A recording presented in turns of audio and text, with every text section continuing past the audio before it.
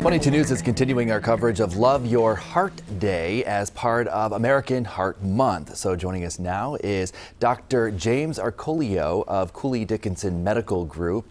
Now, you're a board-certified cardiologist, so you're great to ask all these questions. And I want to start with heart disease. It is the #1 killer, #1 cause of death in the United States. But what actually is heart disease? Yeah, so when you talk about it like that, it's a very generic term. But heart disease now and cardiology has sub-specialized and even sub-subspecialized so much. It means many different things. So there's heart disease, the most common cause of death that everybody thinks of is coronary disease. So when people get heart attacks and it weakens their heart muscle, or they have complications from that, that causes people to die. But there are electrical problems with the heart. That's called electrophysiology. Those doctors deal with specific arrhythmias.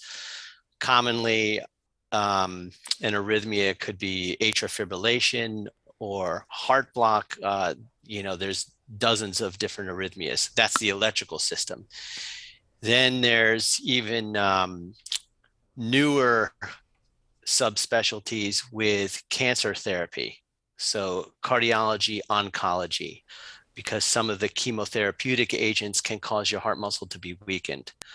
There's infiltrative disease. There's a wide range of what we call heart disease, and different doctors will specialize to take care of each one of those problems.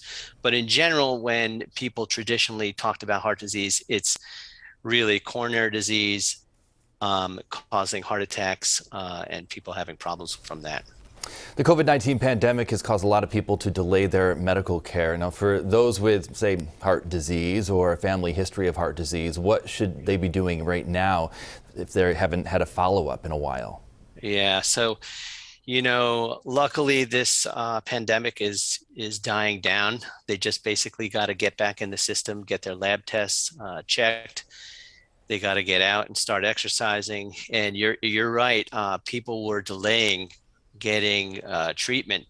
I could think of quite a few cases, in particular, where people stayed home for a whole week having chest pains and were so fearful of going to the hospital, and they ended up going to the hospital and literally passed away because they let things advance too much. But I'm really hopeful, and I see it in day-to-day practice, where people are getting back into the system and they're getting taken care of.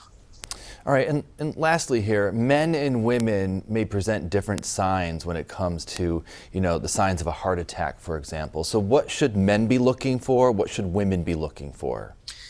I think traditionally men had that, the more textbook symptomatology, where they have a pressure-like sensation in the chest, or they have shortness of breath when they exert themselves. And I'll tell you, just tonight, I was covering the hospital, and an elderly female patient came in, and she was just tired. She just had a little fatigue and maybe some exertional shortness of breath beforehand in the preceding couple of weeks. And she ended up having quite an enzyme leak, which is another way of saying that, the markers were abnormal, that she had some muscle damage. So her symptom was just predominantly fatigue. So they are different. And you just got to listen to your body and not take any chances, and seek help when there's a question. Dr. Arcolio, thank you so much for joining us tonight.